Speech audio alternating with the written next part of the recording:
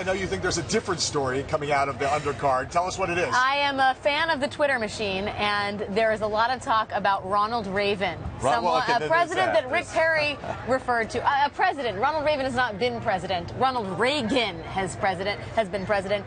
Did you hear this gaffe?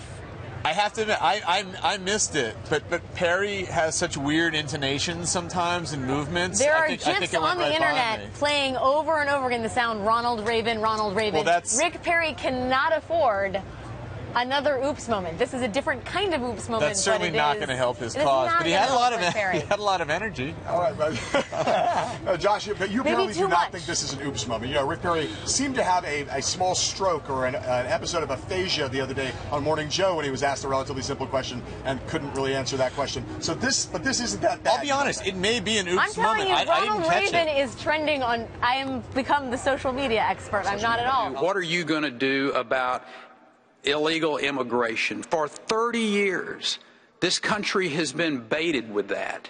All the way back to when Ronald Reagan signed a piece of legislation that basically allowed for amnesty for over 4 million people, and the border's still not secure.